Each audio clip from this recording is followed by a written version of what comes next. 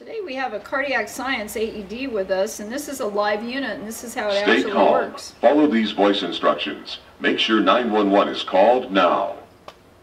Begin by exposing patient's bare chest and torso.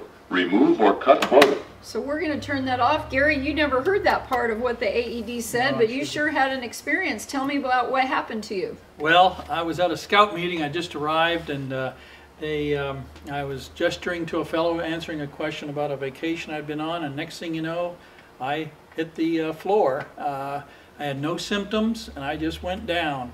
And luckily there was an emergency room doctor as one of the dads, and he kind of directed things for my rescue.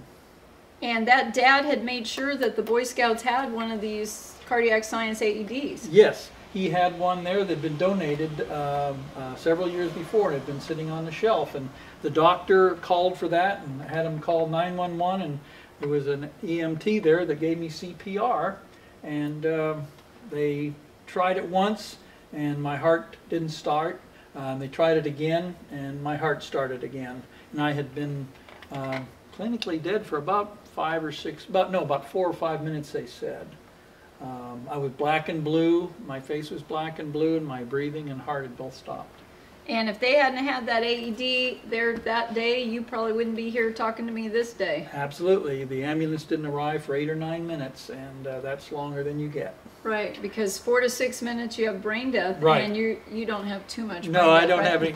My friends tell me I do. Yeah, so then you can blame anything that goes on now about that. That's right. But one of the things I decided to do, because there was one donated to them, I looked around at my Elks Lodge, and there was a lot of older folks there, and I thought, you know what, I bet you they could use one. And so I put out the word, and we raised $2,000 in about a month, and we bought one, a cardiac science one.